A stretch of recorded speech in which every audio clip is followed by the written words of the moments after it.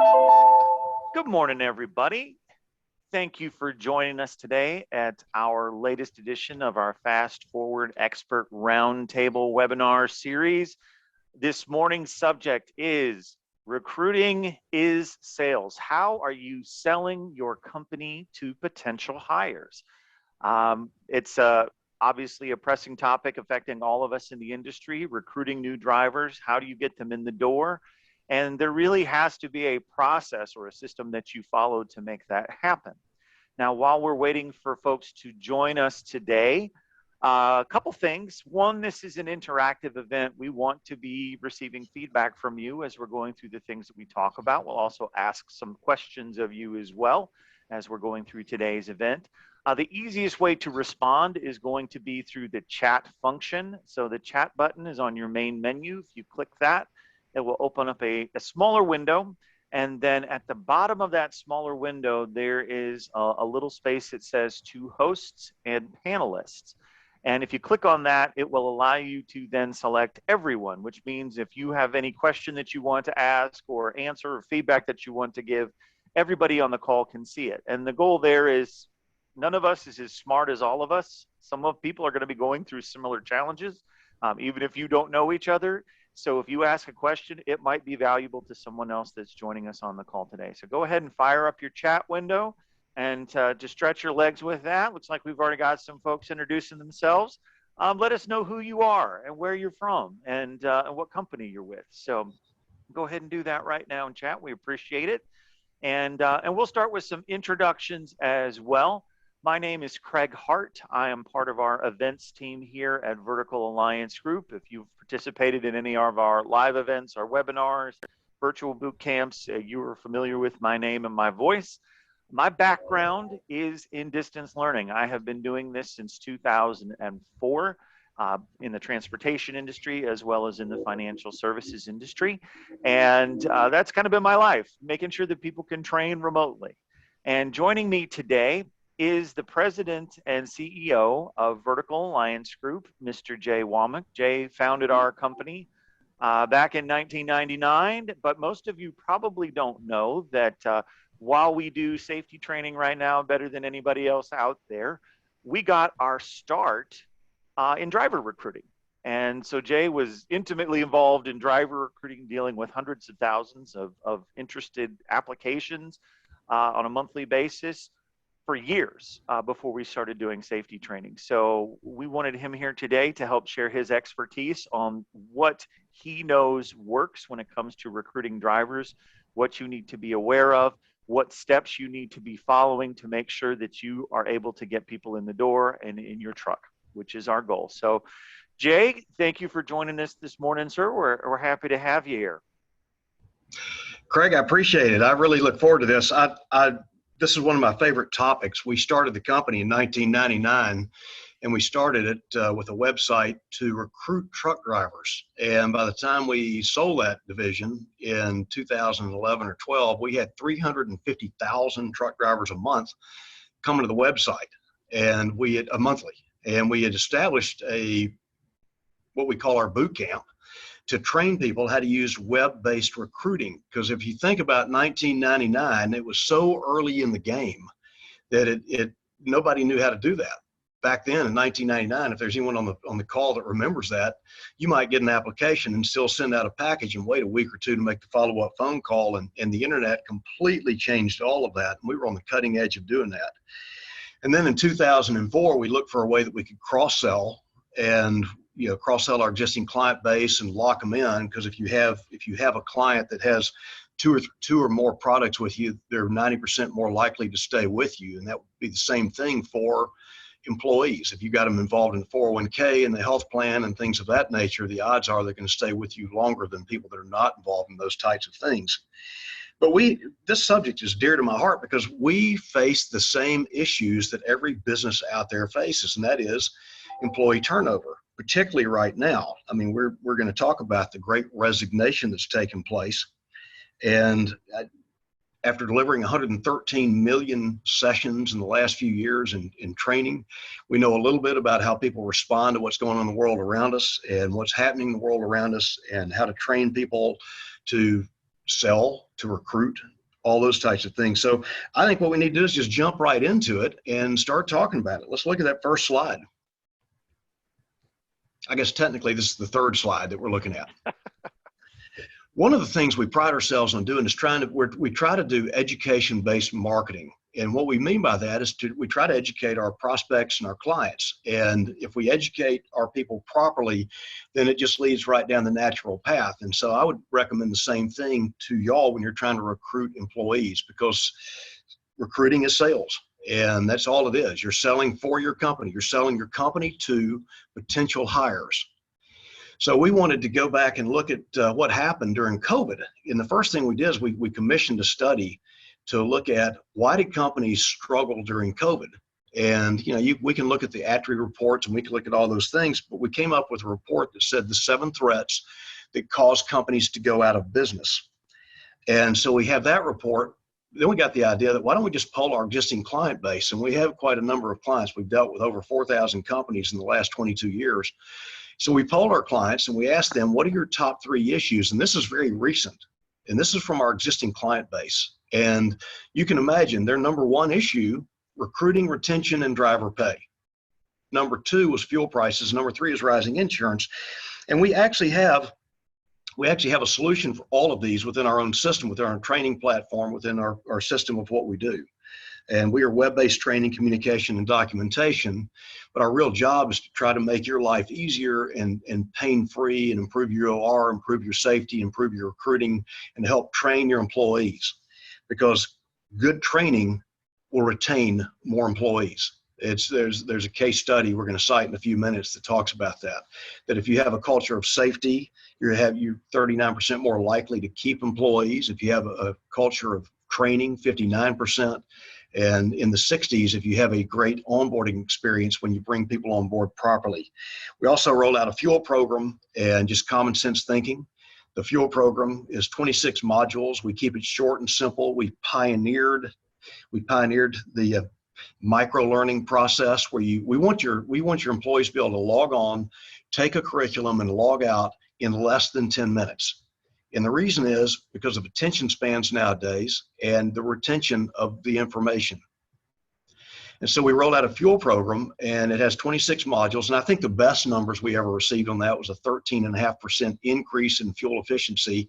But across the board, it was around 3.5% fuel efficiency, which right now with the price of fuel as high as it's ever been per gallon, that's a big deal. And then rising insurance costs, ongoing training takes care of that constantly. And then what we also do with our clients is we actually have what we call our partner roundtables, and we bring them in to our Dallas office on a 3-year cycle at our expense to hear what do they really need. There's so much technology out there. There's so many changes in the world that if you wake up, you're getting inundated, you're getting hit with a fire hose of information of new technologies that are out there. So we bring our clients in so we can listen to them. And number 1 on the list is recruiting and retention. So let's jump right into recruiting and retention. I would also like to point out, Jay, that there is some interconnectedness between these. For example, with rising insurance, I don't know how many of you have participated in our webinar sessions with some of the fine folks at Hudson Insurance.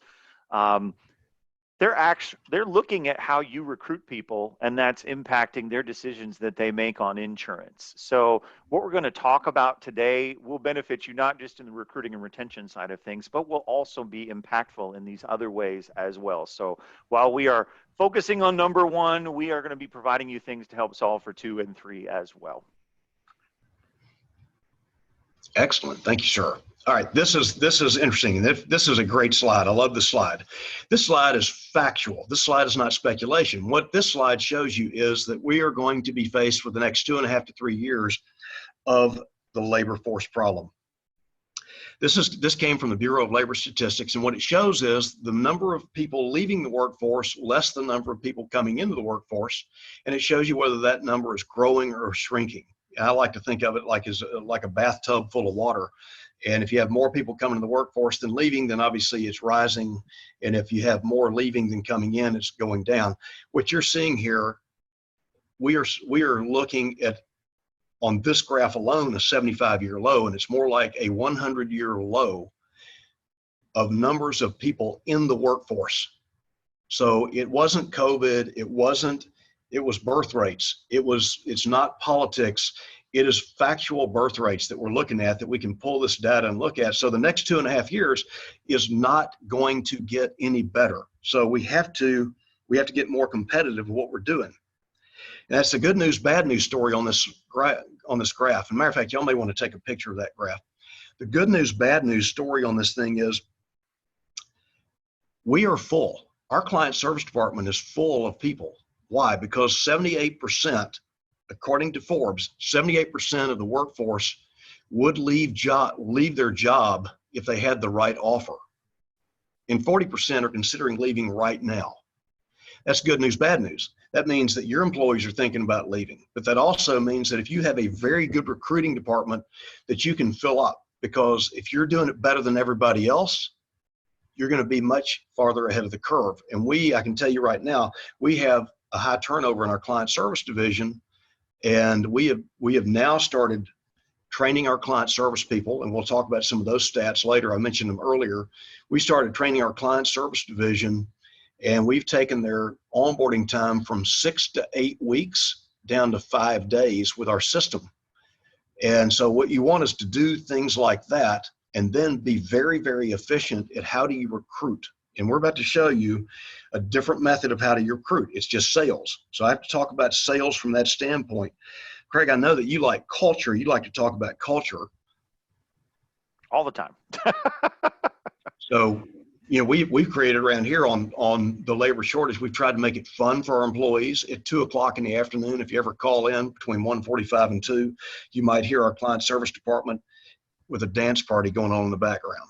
So some of you on the call are probably very familiar with dance party because you have been on the phone when it's been happening in the background. So what I love about this, well, I don't love this graph because it is a downward trend here. Obviously, between 2010 and now, been a lot of people retiring out, a lot of baby boomers leaving the workforce, retiring out and in greater numbers than in the past, and the resulting means that fewer new people are coming into the pipeline. So if we're only adding 100,000, 200,000 new workers every year for the entire workforce of our country, this is not just transportation numbers. This means there are 200,000 new workers that you are competing against every other industry out there to bring people in the door. And that includes not just your drivers, that includes your back office staff. Some of you have already experienced issues recruiting for non-driver positions, your shop, your maintenance people, your dispatchers. Dispatchers have an incredibly high turnover rate as well. Not as bad as drivers usually, but it's still up there, the double digits. You're probably experiencing challenges all the way around with bringing people in the door for any position in your organization, and you are not alone. This is the reason why.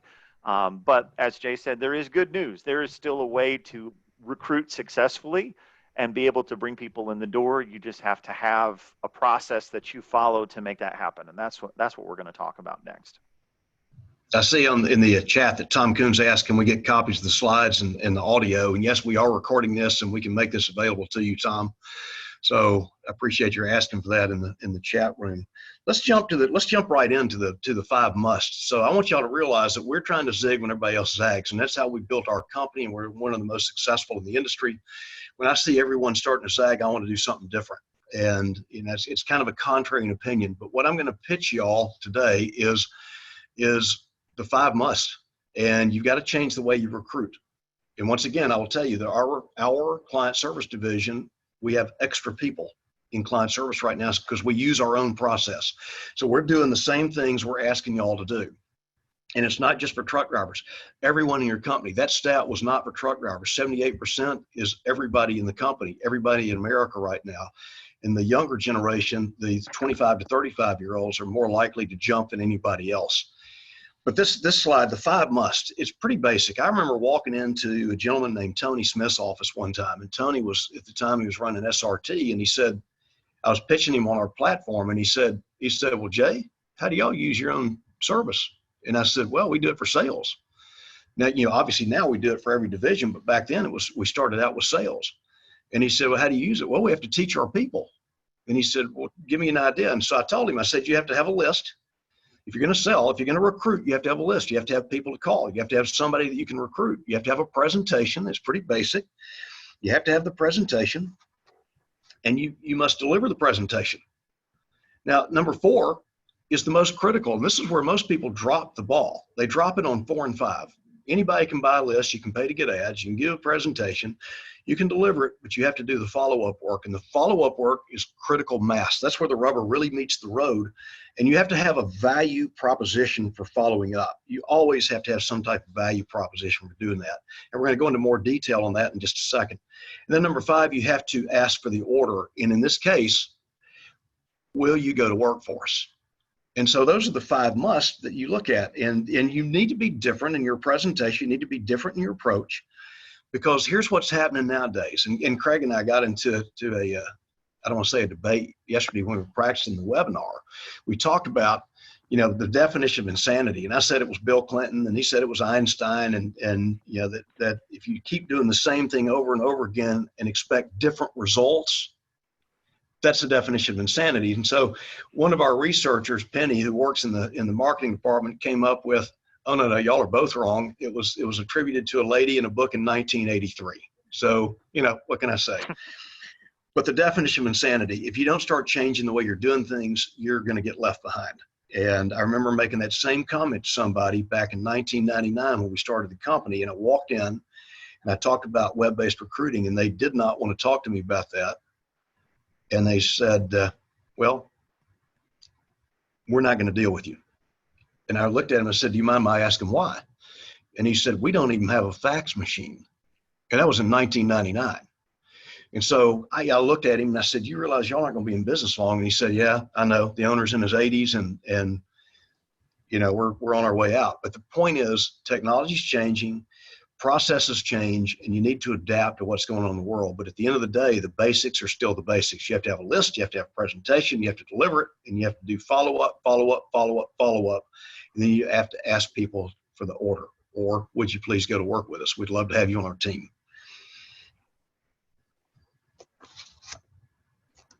All right.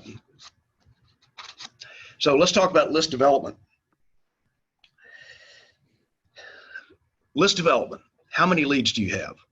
What are the sources of those leads? What is your cost per lead? And can you brainstorm to improve the number of leads by 20%? So I have to ask, I was at a meeting one time and we had about 25 or 30 people in the room, and we did a brainstorm session. And the brainstorm session said, what are your lead sources? And we were sitting in there and we started coming up with ideas.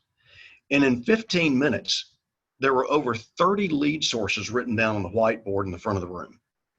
That was in a short period of time. And I started looking at the lead sources. And at the time I realized we were only using 4 of those 30 plus lead sources. Only 4. Referrals, past drivers, ads in different places. We were actually doing some creative stuff. We put together a white paper. And what the white paper led to was, I think the white paper was on how to effectively, improve your OR or something like that. It wasn't in the recruiting side, it was in the sales side. But what was interesting about the white paper, the people that responded were not the drivers. 92% of the responses came from the spouse doing the research. So if you're not paying attention to the spouse doing the research, if you're not following up with the spouse to give them the information, then the information is not being passed on to the end game, to the driver, to the person you want to hire. So you got to pay attention to the numbers. On this particular slide, what are your numbers? How many leads are you developing? What is your cost per lead? And can you improve those leads by 20%? Then we're going to talk about client relationship management systems. But Craig, you may have something you want to add on this particular slide. I think you were talking about how fast people respond. I do. When we talk about leads, there's a couple different ways to think about that. So this is your pipeline of people. These are the folks that have expressed interest. These are the people that you have had as referrals that have come through the door, perhaps lists that you have purchased.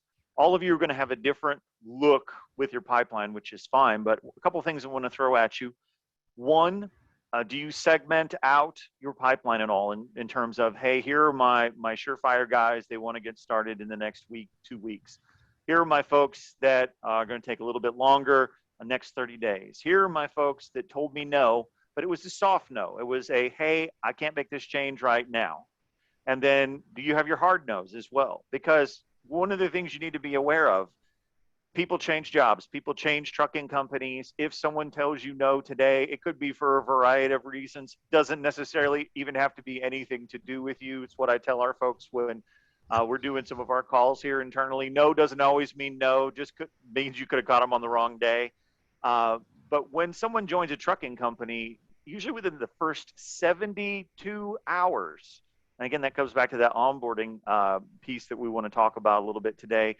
Within that first 72 hours is when they determine whether or not they're going to stay with your organization. So just because someone decides to go with trucking company A and not you at this moment does not mean they aren't potentially a prospect that you can follow up with at a later time once they've already had this lesser experience with a different group.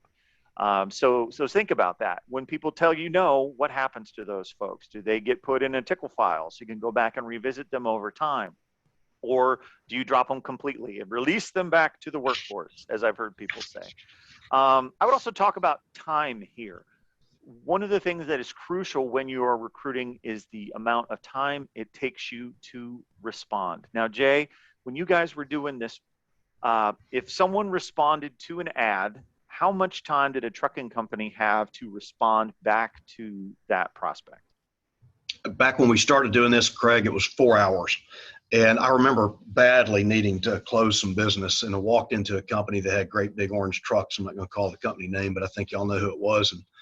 And when I talked to him, Mike said, we needed the business. And Mike said, you know what? We can't respond. I told him you need to be able to respond within 4 hours. And I think this was probably mid-2000 when I went in and talked to him.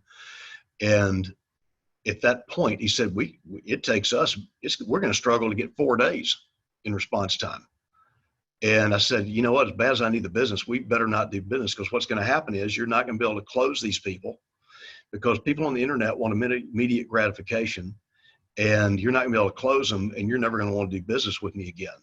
And so he worked on his response time, and 6 months later called and said, I think we can do it. So 20 years ago, it was 4 hours. And I would say today, there's probably about 6 or 7 minutes max, and then they've moved on. But we can talk about some of those tricks in a little bit. So next slide. I think that we need to go into is, once you develop your list, you have to have a system to manage it. Now, what do we use? We use Salesforce, and we use Pardot, and we use Outreach, which is a part of the Salesforce system. But you have to have a client management system or a contact management system. And, these originated, I can tell you how old I am by telling you how they originated. They originated with a 3x5 card with a recipe box. And you had January through December in it, and you had 1 through 31 in it. And you had a 3x5 card, and you'd write your prospect's name on it, and you'd dog ear it and put a green star or a gold star or a round heart or whatever. And you'd use that, and I'd make a follow-up phone call, and it might be on the 8th of May. And so I need to follow up in 2 days, and I reach into the 10th of May box, and I'd pull it out. This is critical. The proper data that you have to manage your data properly. And nowadays, with people changing jobs so many times, in the old days, people would go get their CDL, and then they would leave the industry. That's not necessarily the case today. They're just job hopping today. And what you're trying to do is create a more efficient system to bring into your company, and then create the culture at your company so they're going to want to stay at your company. So I would highly recommend we use Salesforce. I don't recommend anyone use that unless they're already used to it. It's a complicated system, but you got to have some type of CMS system out there. Why don't y'all put in the chat, just tell me which ones are y'all using right now? Garth, I know that you're with Legacy in Utah. Some companies are out there still using a yellow pad. Craig, that's one of your favorite things to talk about. Yes, because that's going to set you back competitively. So, I think about the folks that are out there that aren't using any kind of automation of this process for themselves, and they're fighting paper versus the computer. You are not going to be faster than the computer, y'all. So get some kind of automation system in place to be able to work this properly for you, because it can help streamline your communications, set your reminders for you, keep track of information about every candidate that you can then shepherd them along that pipeline to get them where they need to be, to the point where they say yes. But if you're trying to do this all from memory or all on paper, you are going to be outfoxed by the trucking companies that are using automation. Now, if you're, and remember, the 92% of the respondees that we had to our commercial carrier journal ad were the spouses. So when you're talking to people, try to get everybody's name involved in the family who's in the decision process, and put them in your database management system. And now this is not going to be HR compliant, so go to your HR department to go ask this question. But if you can find out what the spouse's birthday is, or their anniversary date, things of that nature, you have more ammunition to actually go out there and talk to them and visit with them and drip on them. And we'll talk about our drip system down the road. I see 10 Street is one of the onboarding techniques in TMW. Okay. I see Lynn's using 10 Street, Ty is, and Kelly Howell, Yep. TMW. Absolutely. Good. So, but your list is gold. You've got to treat it like gold, because the list, even if you're selling to B2B, business to business, the list changes by about 10% every 6 months. So you have a multiplier effect of 20% change in your list annually. It's probably a little higher than that with truck drivers, with CDL license holders, but it's still, you're going to have at least 60%, 65% of the same. So you need to vet your list about every 6 months as you go through it, or as you're working the list, you need to go through it. And I'm going to share some ideas on how we work the list down the road, and this is how we filled up our department. So let's take a look at the next point that we have to have, and that really is the selling, the presentation. And what are you selling? A job. So what? Everybody out there is your competitor. Everybody is selling a job right now. So you've got to get really, really good at what you're actually selling. And I want to remind you of the SHRM study. 69% of the people that they're going to stay with you 3 years or greater if they have a good onboarding experience, and 53% less turnover if you have more training, and you have a 39% less turnover if you have a culture of safety. So let's talk about your presentation, and let me talk about the core story. The core story, remember, I like education-based marketing. So I look at it from the standpoint, if I can educate potential employees, if I can educate the employees that we have, and we have that as a culture around here. On Friday mornings, we have our floor meetings for the entire company. And we talk about our successes. We talk about what's happening in the company, but we also talk about, what are things that just life lessons that our employees can use, not only in their job, but at home with their own families. So our core story is one of a family-oriented, family value type company. And we actually live that. We don't just say it, we live it. So the core story has 3 critical components to it. One I call the stadium pitch. The second one is the buyer's guide. And the third one is the call to action. So let me talk about the stadium pitch real quick. I want you to imagine that you have 100,000 truck drivers sitting in a stadium. That's why it's called a stadium pitch.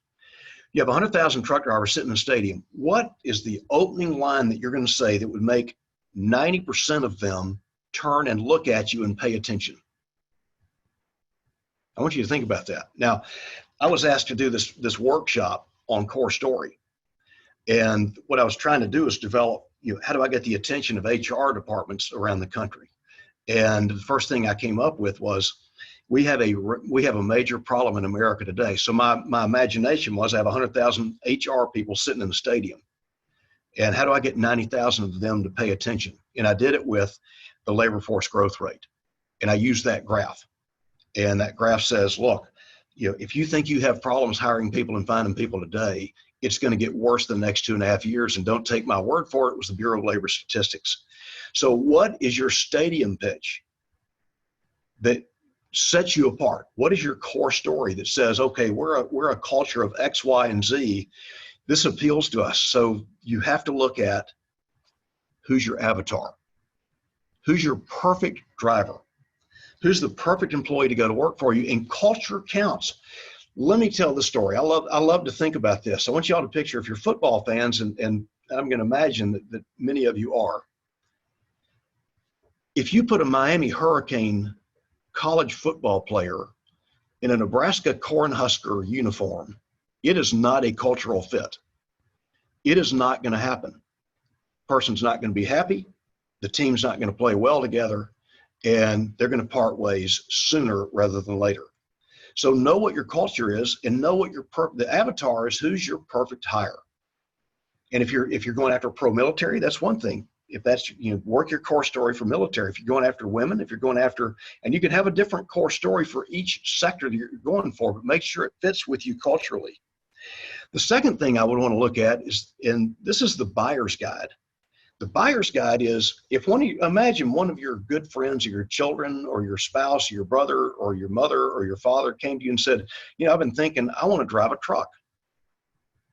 So the buyer's guide would be, what do you tell them? What are the 5 things, 3, 5, 7 things you tell them that they better make sure that company they go to work for does or don't go to work for them? That's what will separate you. And that also separates you from the competition. The good news is we have 47 people on this phone call. The really good news is there's 750,000 DOT numbers out there, and 47, 48 of you are actually paying attention to what's happening in the world around you. So you have the advantage over everybody else for taking time out of your schedule and listening. Put together your core story. What's your stadium pitch? What would you say to 100,000 to get 90,000 of them to listen to you? What would you tell your significant other, spouse, children, someone you really cared about, the 3, 5, 7 things that a company must do or must have in order for you to go to work for them and stay there and have a career?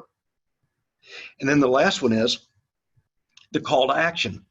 You have to have a call to action. This kind of goes back to, you have to have a list, you have to have a presentation, you have to make the presentation. You have to actually follow up, and then you have to have the call to action. The call to action is, what's the next step? Now, most of you know that call to action, but if you develop a list and you start selling like we sell, and you start trying to recruit the way we sell, then you'll develop a long list, a big list of people that you can go back to on a monthly basis to try to fill your trucks. And so that's what we've done, and that's how we've done it with our own company. So Craig, I'm sure you want to add some stuff to this. I've talked about hurricanes. I've talked about core story, stadium pitch, and major selling points, but I know that you've got information you can add to this slide. Absolutely. Core story. For some of you, this may be a first-time exercise where you build this out. So take some time and think about this. What separates your organization from other companies out there that keeps people coming to your organization? So, and the beauty of this is you probably already have longtime employees that have plenty of feedback about why they stay with your organization and they don't go look someplace else, because believe you me, every person with a CDL license out there, people are buying lists and trying to recruit every single one of them right now. But there's a reason that they're staying with your organization. Have them articulate that for you and incorporate that in your core story. I would also say with your avatar, you guys probably have that sitting right in front of you as well. You probably have that man or that woman that you're like, man, if I had 100 more of them in my fleet, we would be growing this place 1,000%. You probably already have who the best fit for your organization is in your fleet. It might even be spread out over a couple different individuals, because sometimes some folks have different skill sets that complement one another, but they may not all be in one single individual. But you can identify that. You want your avatar to be more than just has a CDL license and 2 opposable thumbs and can sit upright in a chair. You want to focus your recruiting efforts on who are those people that are going to succeed at your organization, because those are the people that you will keep. And then that means you have to do less recruiting over time, because you're able to then focus on retention, keeping those people happy, bringing fewer new people in the door because you're keeping more of them with you. And it is possible to have retention above 85% when it comes to your fleet. We work with groups all the time that do that. There may even be some of you that are on this call today that have very high retention. If you do, incorporate that in a part of your core story, because if you're keeping the majority of the people that darken your door, then you are doing something right that people are seeing, experiencing, and enjoying and liking and want to continue to be a part of. So spend some time thinking about what your core story is for your organization. This is going to vary for every single one of you on this call. When we think about that stadium pitch, if you had to get up in front of a group of people, Don't say that you had to talk for 30 minutes. As a starting exercise, I'd say give yourself 2-3 minutes. If I had 2 or 3 minutes to talk about our organization, our company, and why people should come work for us versus going someplace else, what do I need to say in those 2-3 minutes to get my message across? Because sometimes, guys, you have to communicate by text. So you have to keep it very brief. So it means you got to perfect getting that message down to something concise with as few words as possible. But again, that varies though too, because some of you, depending on the type of freight that you haul, might have to look for someone that has, I'm not going to call it a higher level need, but a higher skill set. If you guys are out there hauling anhydrous ammonia, you're going to need to make sure that you've got the right candidate coming in the door for that. You're going to want to potentially engage them for longer than 3 minutes about your organization. You want to make sure that you know your audience when you're appealing to them, because you need to know that they can haul safely what you guys carry. So think about this. This is crucial, crucial, crucial. If you don't know who you are, you cannot pitch it to somebody else. But this will be the difference maker. There are things that make your company exceptional. It's time to articulate those, get those written down. And actually, we're going to talk about that next, about the presentation. You want to get this in a written format because you're going to need to practice it. That's right. And you have to deliver the presentation. And y'all know who Anthony Hopkins is, the actor. Anthony Hopkins he's won a number of Academy Awards, and he did The Silence of the Lambs. Y'all know the actor now, the Silence of the Lambs guy. I'm dating myself with that movie, but he will take a script and he will cold read that script 200 times before he tries to put personality into the character he's going to play. And he wins an Academy Award by doing that. He is one of the best actors out there. What I'm going to tell you, after dealing with thousands upon thousands of presentations, and I've probably made over 100,000 cold calls in my life, and I have dealt with hundreds of salespeople that I've worked with, and I've worked for, and that have worked for me. They will lie to you about practicing their presentation. They will lie to you about practicing the presentation. You need to practice. So you have to deliver the presentation.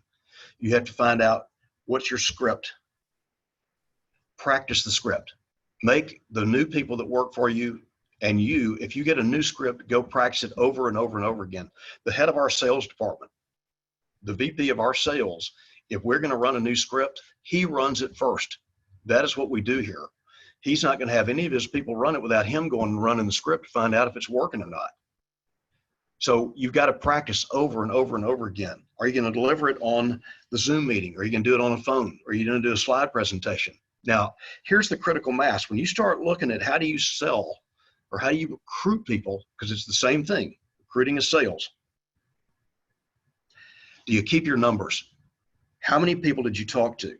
How many completed demos? If I looked at one stat that we have here, that I can forecast what's going to happen if I'm going to have, a pipeline full of clients, or if I'm going to have full trucks, or if I'm going to have full people in our client service department or full employment at our company, how many completed demos did we make?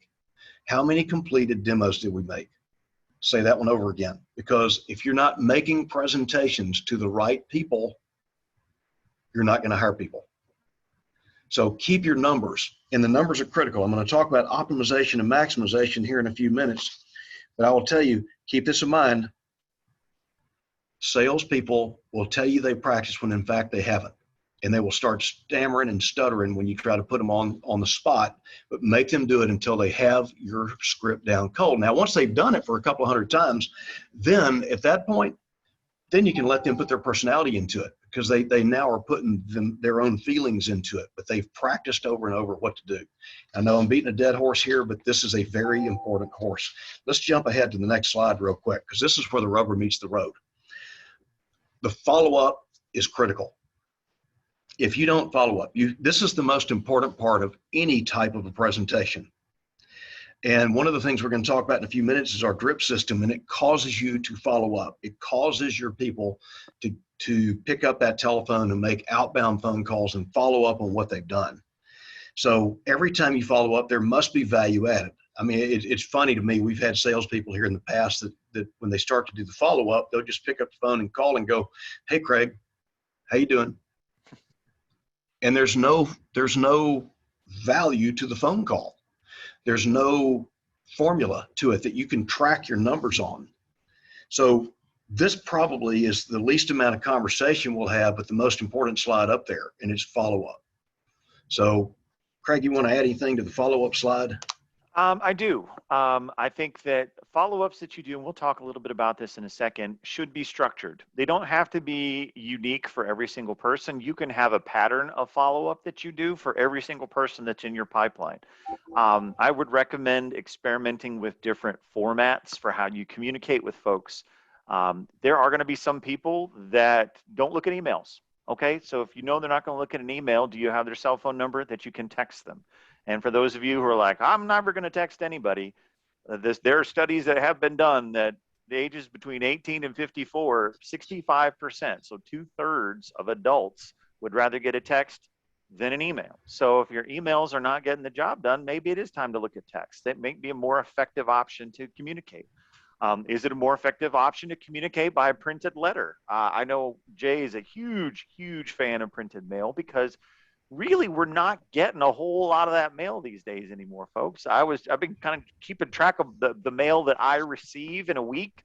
There's less than 12 pieces of mail that I get over a 7-day period of time. So if I get a piece of mail that doesn't look like it's junk, that look like someone took the time to hand address that envelope, I'm going to open that thing up because I just get so few of them these days. So what are your messages saying about your organization? Is there something new that you can add to that when you're communicating with them? So it's not just a, hey, how are you? It's a, hey, Bob, so glad we got a chance to talk last week. Hey, we just wanted to remind you that we're buying these new trucks as part of our fleet, or we're adding this new benefit for our drivers, or hey, did you know we've bumped up our driver pay? So there's always something new and positive that you can talk about to someone so that you're elevating the conversation beyond just a, hey, how are you? Hey, how are you wastes your time and it wastes their time. We have a formula that we do that with. So let's go to the next slide and take a look at that one, because this is the conclusion. Ask them to go to work for you. And how do you ask? So years ago, I love sales. I don't know if y'all can figure that one out just by listening to the webinar or not, but I love sales. I started selling when I was in the 5th grade. There was a pancake selling contest for the Kiwanis Club, and I got on my bicycle and I rode all around town and I knocked on doors and I sold more tickets than anybody and won the prize. And it was pretty exciting, and it got in my blood. And years later, I went to a Dale Carnegie sales course, and there was a book written by a guy named Percy Whiting. And in that book, he talked about his 5 rules of selling. And one is, you got to get their attention. You got to get their interest, conviction, desire, and close. And when you're asking people to go work for you, you want to create that desire. And so I always like to paint a word picture. I like to paint pictures. So I'm going to be extreme to use this example, but let's assume that you promote the fact that you work with your drivers to get them home because you're family oriented and you want them to see as many softball games as possible of their little girl growing up. If that's true, if that's truly the culture at your company, your dispatchers can do that and your freight allows you to do that, then in closing, I would go in for something like this. I would say, like I'm closing Craig. Craig, I know you're looking for a new job, but what I want to do, I want you to imagine that you're sitting in the stadium and you're watching your little girl at bat. And it's the bottom of the 9th and the bases are loaded and she hits a home run and you were there to see it. That's a pretty picture. Craig, that's not going to happen if you don't get started with us today. Let's go ahead and get this paperwork going and have you in here in orientation. So I like to use word pictures. I try to listen to the prospects, try to find out what it is that they're looking for. And if we are a good fit, if our company culture is a good fit to bring them on board, then I'm going to use that type of a process. And when it goes to asking for them to go to work for you, it's a natural progression of everything else you've done. And if they say things like, I want to think about it, then we obviously haven't answered the information. We haven't answered the questions. They have concerns. And we could spend 2 hours just on that one sentence alone. But most salespeople don't ask. And there's a psychology behind that. They don't ask because they don't want to be turned down. And as long as they're not turned down, they still have a big prospect list. So ask. And I'm going to leave this slide with one last story. Tip O'Neill was the Speaker of the House when Ronald Reagan was president. And Tip O'Neill, big, huge Boston politician, his little third grade teacher, he assumed that she voted for him. And one day he ran into her and said, "Well, I appreciate your vote." And she said, "I didn't vote for you." And he said, "You're kidding. Why not?" She said, "Tip, I've known you your whole life, and you never asked me to vote for you. So make sure you ask everyone you talk to, go to work for us. We'd love to have you as an employee. Ask everybody that you're talking to. Don't leave that out. That one tip alone might help you optimize. So be sure and ask them to go to work for you. Next slide is to know your numbers so that we can optimize and maximize. You've got to know your numbers. So what I want to do is I want you to imagine that these are your numbers, that you've got 100 leads, you've had 50 meaningful conversations, and you've had 25 good, solid interviews, and out of that, you got 10 new hires. Now, your numbers may be good, better, worse. They may be all over the board. This is just an example's sake. So I want you to imagine that you can brainstorm and come up with like we did, more lead sources for leads, and I can increase my leads to 120 as opposed to 100. Now, I think all of us, if you're sitting in front of a classroom and we talk about lead sources, that's a no-brainer to increase your lead source by 20%. So what does that mean across the board if we optimize? Let's say we go from 100 leads to 120, and we go from 50% meaningful conversations to 60%, and we go from 50% interviews to 60% interviews, and we go from 40% people going to work for you to 50%. Let's just do the math across the board. So the top line you're looking at says 100 to 50 to 25 to 10. Those same numbers now are 120, 60% of 120 is 72, 60% of 72 is 43, and 50% of 43 is 21 and a half. I don't know how you're going to get a half a driver in a truck, but 21 and a half drivers just by optimizing and maximizing. But you can't optimize or maximize and have brainstorm sessions on what to do if you don't know your numbers. So knowing your numbers is absolutely critical to the process. And Craig can attest, I am a stickler for numbers around here. So the next slide shows my favorite. Actually, I would like to throw in one thing on this slide. Guys, gals on this call with us today, if you don't think the large trucking companies you are competing against know these numbers down to a T, you are incorrect. They know exactly how many people they need to put in at the top to get the number of drivers at the bottom. And for some of them, it is a large amount. It's thousands of leads to get hundreds of interviews to get just 10, 15, 20 folks actually in the chair. And that's large companies across the board. They know what it needs to do to push through the numbers that they need. They are not optimizing that situation for themselves at all. So you can actually drive a greater result with a smaller number of people if you're focused on these improvements by bucket. So don't feel like, okay, well, I've got to shove in 1,000 people. Well, then that will give me 100 new hires at the end of the day. Is it reasonable to expect that you're going to have 1,000 leads that are worthwhile that you could get 500 interviews off of in a year? That might not be a feasible one, but you can do a 20% increase in the number of people that you're talking to initially, and a 20% increase in the number of interviews that you're doing and meaningful conversations that you're having. So it's not always the larger number that's the winner, and you can still be very competitive by just being more strategic and working these individual buckets. Thank you, sir. Okay, one of my favorite slides to talk about.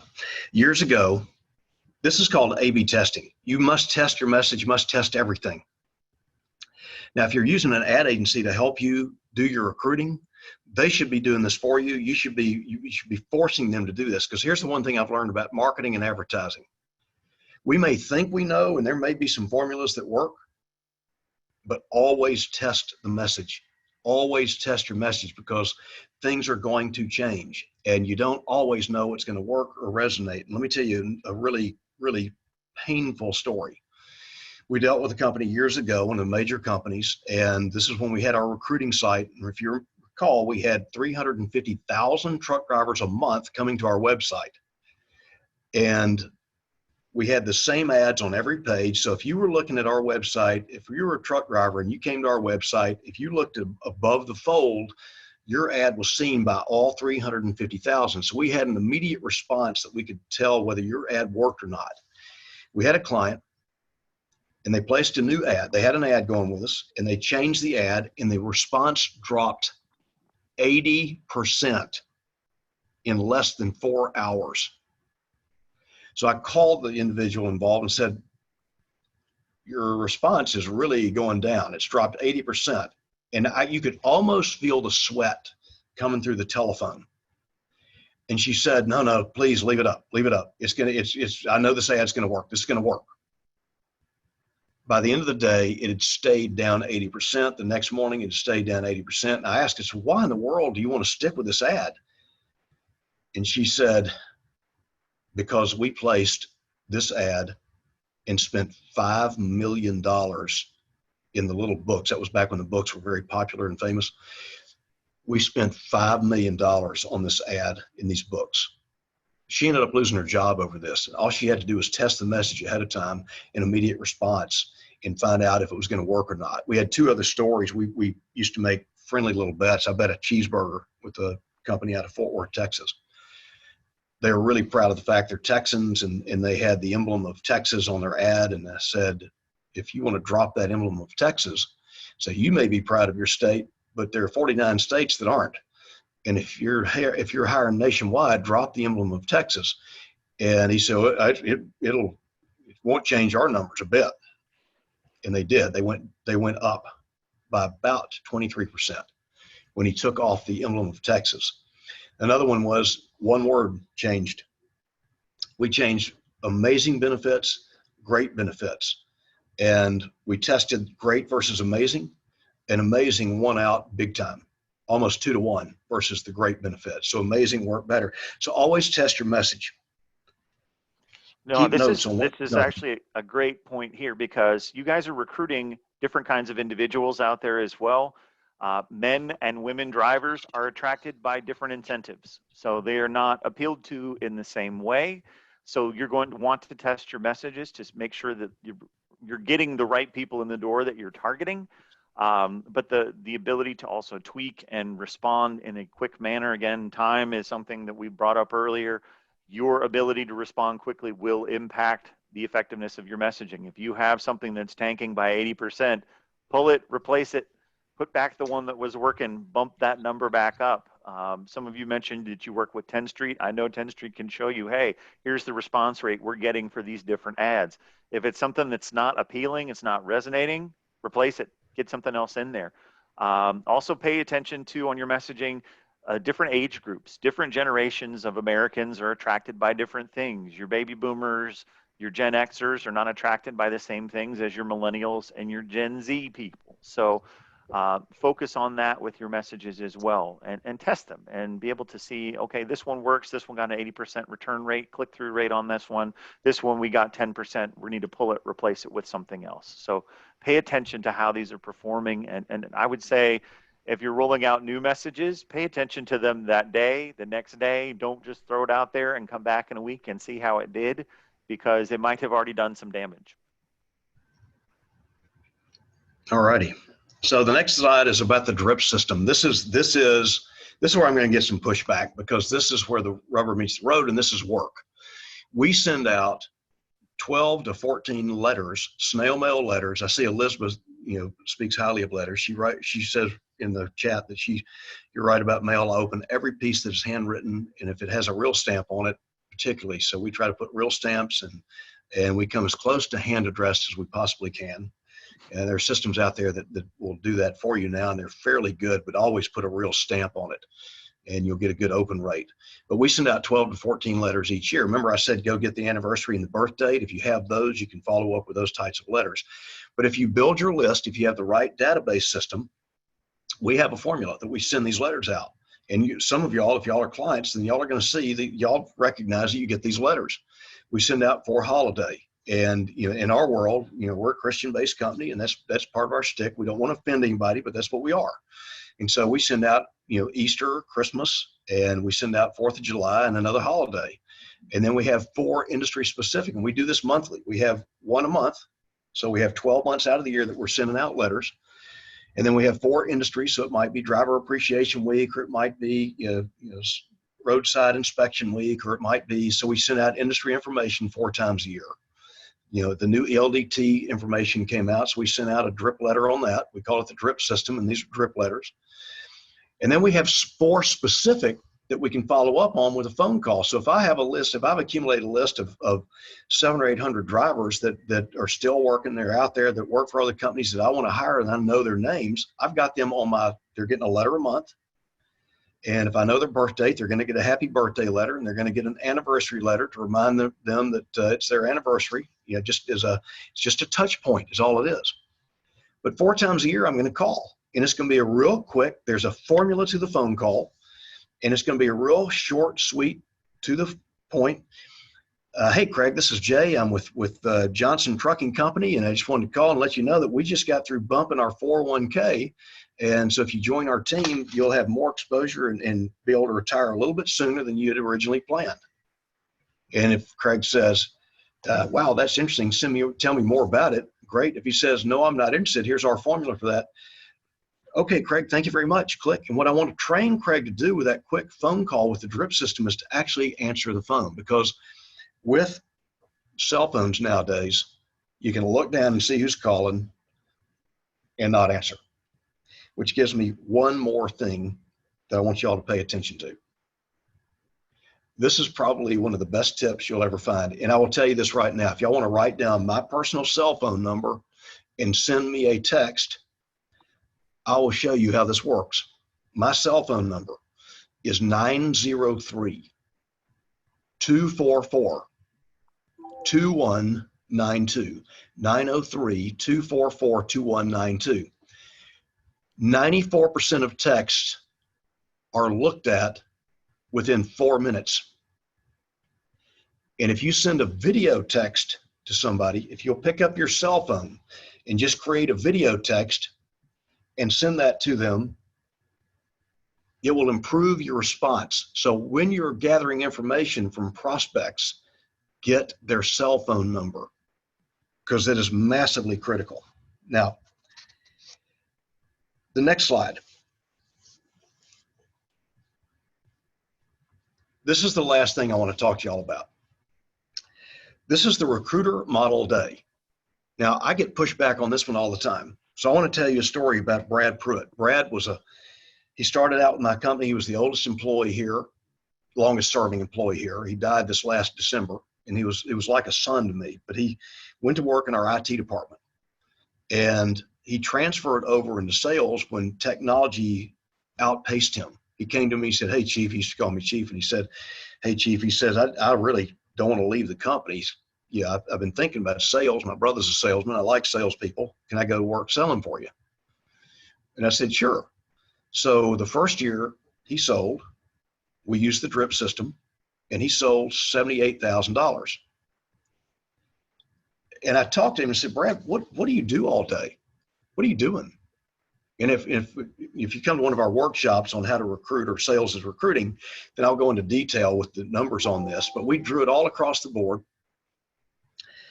And so we set up a broker model day, and we allowed him to go make, cold calls for 1 hour a day, drip phone calls, follow-up drip calls for an hour a day, closing calls for an hour a day, return his messages, return his mail, all the different things, make presentations. We allowed him to set up a model day. And we've done this, by the way, for our client service department. We've done it for every department that we have. Our accounting department, every department, our sales department, every department we have has a model day for that person in that department, so that we've modeled and optimized every hour that they spend. Brad's numbers went up 254% the following year. He went from 78,000 to 278,000 in sales, strictly by using the drip system and the broker model day, or what we would call here the recruiter model day. Critical. Keep your numbers, know your numbers, and follow up on that, because we all know what the real goal is here. The real goal, full trucks. There we go. There's the picture. The real goal is full trucks. And so at this point, we're going to make our shameless offer to you. So actually, one thing I'd like to add, Jay, on that recruiter model day, everything that we've shared with you today is a system you can follow, but it requires the discipline to follow the steps to make it successful. And I know that some of you wear multiple hats at your organizations. Not only are you also the recruiter, you also are involved in sales, you may be involved in operations, you may even have to get behind the wheel of a truck from time to time and deliver freight. This makes that discipline even more critical. What amount of time are you devoting to recruiting efforts in a day? What are the activities in that time that you are doing? So if you are currently flying by the seat of your pants, I recommend that you budget out some time for yourself, just like Jay shared, so that you have an appropriate amount of time every day that you can focus on recruiting efforts. Because guys, it's going to be more than 15 minutes a day. I guarantee you, to follow all of these steps, to nurture someone along, to be able to follow up with a drip campaign, it does take an investment of time, but it does get easier with repetition in terms of being able to do it. But it's going to be, at least initially, probably longer than you think it's going to be to get that done in a day. So make sure that you are budgeting the time to allow yourself the discipline to follow the steps that we've been talking about today. So next steps, we're close to the end, so hang in there with us if you don't mind. The next steps, we have scheduled 4 two-day recruiting workshops at our training facility in Dallas, Texas. This is our shameless offer, which is a nice joke about that. They couldn't read my writing, so they thought I wrote shameless otter. And so we put a lot of otter pictures together for our previous version of this PowerPoint until he clarified it was a shameless offer and not otter. So we have 4 two-day recruiting workshops at our training facility in Dallas, Texas.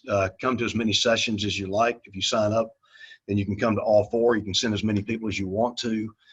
You have to pay for your own travel and hotel rooms, but we'll pay for all the meals. And we also, with this program, we have 12 monthly follow-up webinars to go into detail of, and just really interactive, ask questions and talk about the things that we're working on. And we also have created a 52-week course on recruiting as sales. And this is an offshoot of the sales course that we created for the trucking company years ago. And we have transferred that over into recruiting as sales. And so this will improve. If you look at the ATA's numbers that talk about what it costs to hire, acclimate, and lose a driver inside of 90 days, then this course pays for itself in no time. So if anybody's interested, then I think they have my email address. Yeah, jay@verticalag.com. If you're interested, send me an email. If you want to see how effective video texting is, send me a text to my cell phone number of 903-244-2192, 903-244-2192, and I will respond with a video text, and you'll see exactly how easy and how simple and how responsive it really is. So with that, Craig? Absolutely. So a couple of things, couple of points before we sign off for the day. I know some of you are not familiar with our platform. This is the first time you've actually heard anything from Vertical Alliance Group. And we are big fans of training as a retention tool, as a way to keep people involved. There's actually some great statistics from SHRM that safety training does increase retention. And you want to see how you can do that. And to that end, we'd like to make available, just if you want to see a demo of the platform, we can take that time, get that scheduled for you. It takes probably 20, 30 minutes, and we can walk you through that, answer any questions that you may have. If you would also like to take advantage of an offer for anyone on this call today, for our bettertruckdrivingjobs.com, it's our sister site. We talked about testing job posting messages. This is a perfect way to do that. And we are making available a free year of job ads for your organization that you can take advantage of. So feel free to respond to that question, yes or no, on the screen as well. And then if you would like information about that recruiting workshop that Jay had mentioned, you can also respond to that question on our poll that should be up on your screen right now as well. So we'll go ahead and leave those up for a few minutes so that you guys can take advantage of those and let us know what you need. And then we will be sending a follow-up email. If it's not tomorrow, it will be the day after with a replay of today's session. So if there's things that you want to go back and review that you can, or if there's other people at your organization that you want to share this with. I know some of you are running teams of recruiters and you might want to be able to take these ideas to your entire team of folks, and that's great. It makes you guys stronger in the long run. We're big fans of that because our ships rise together, everyone. So, but other than that, Jay, thank you for your time with us today. It is always a pleasure. I know that we could have talked for 3 more hours on this subject very easily because I know this is something that you are very passionate about. And who knows, guys, we may be rolling out more of these types of webinars for the general public as well, depending on the feedback that we receive from you all in regards to this. But thank you for your time. Thank you, everyone who has joined us here today. I know we ran a little bit over, but I know we had a lot of ground to cover today. So wanted to thank you for sticking with us. But otherwise, Jay, any parting thoughts that you have? No, I appreciate everybody taking time to be with us and look forward to getting to know everybody personally. Thank you very much. Thanks, everyone. Be safe out there. We appreciate you.